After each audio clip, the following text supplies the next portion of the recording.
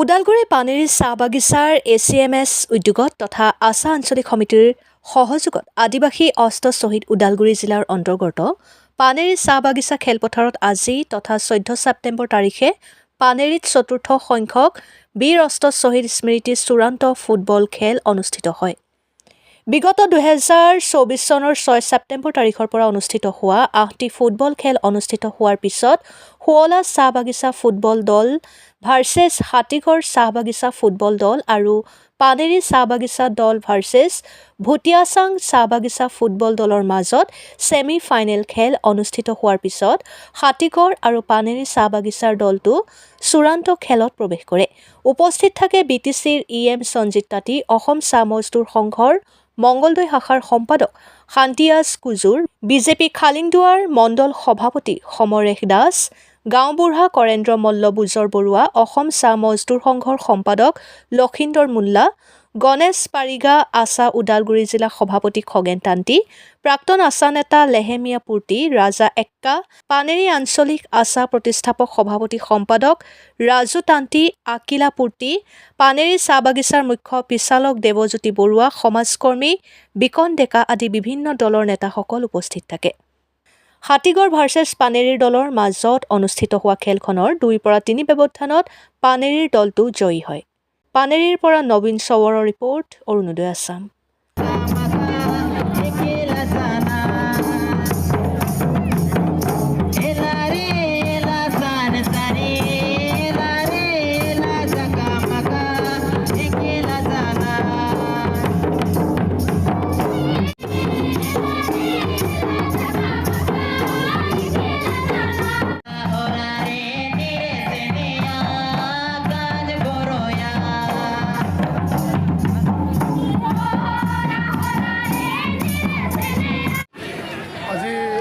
পানেৰী চাহ বাগিচা অসম চাহ মজদুৰ সংঘৰ উদ্যোগত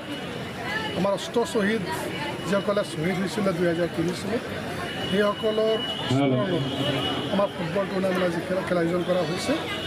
আৰু প্ৰতি বছৰে খেল আয়োজন কৰা হয়, যদিও আমাৰ ডে নাইট হোৱা নাছিলে। এইবাৰ প্ৰথমবাৰ আমাৰ ডে নাইট খেল আজি পতা হৈছে আৰু আমি দেখিবলৈ পাইছোঁ দুটা খুব ভাল দল, পানেৰী চাহ বাগিচাৰ ফুটবল দল আৰু হাতীগড় চাহ বাগিচাৰ ফুটবল দল খেল তেখেতসকলে প্ৰদৰ্শন কৰিছে আৰু ইয়াতে চাইছোঁ আমি হাজাৰ হাজাৰ মানুহ আজি এই খেল উপভোগ কৰিবলৈ আহিছোঁ আৰু আমি এই খেলৰ যোগেদি অসম চাহ মজদুৰ আমাৰ বাগিচাৰ যি প্ৰতিভা মানে আমি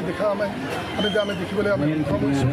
আৰু এই ধৰণৰ ভিতৰুৱা অঞ্চলৰ পৰাই আমি ভাল ভাল খেলুৱৈ ওলাবলৈ আমি সক্ষম হৈছোঁ। 2জনে এতিয়া ডিষ্ট্ৰিক্ট লেভেলত খেলিছে, 2জনে খেলিছে আৰু ইয়াৰ পৰাই আমি ভাবোঁ নিশ্চয় আগন্তুক দিনত ভাল খেলুৱৈ ওলাব আৰু এই খেলৰ মাধ্যমেৰে সকলো জনগোষ্ঠীৰ মানে আমাৰ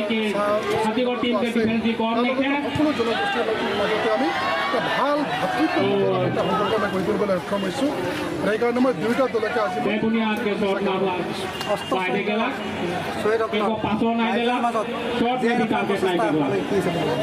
নিশ্চয় তেখেতসকলে জাতিৰ স্বাৰ্থত, জনগোষ্ঠীটোৰ স্বাৰ্থত তেখেতসকলে শ্বহীদ হ'বলগীয়া হৈছিলে। তেখেতসকলৰ স্মৃতি যাতে আমাৰ সদায় থাকে।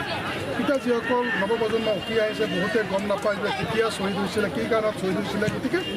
এই ধৰণৰ কাৰ্যসূচীৰ যোগেদি আমি সেইসকল ব্যক্তি আমাৰ মাজত জীয়াই ৰাখিবলৈ আমি চেষ্টা এটা ৰাখিছোঁ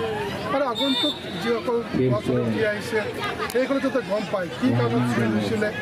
কিয় তেখেতসকলে প্ৰাণ আহুতি দিব লগা হৈছে, চবেই যাতে গম পায় আৰু তেখেতসকলৰ যি মহান উদ্দেশ্য আছিলে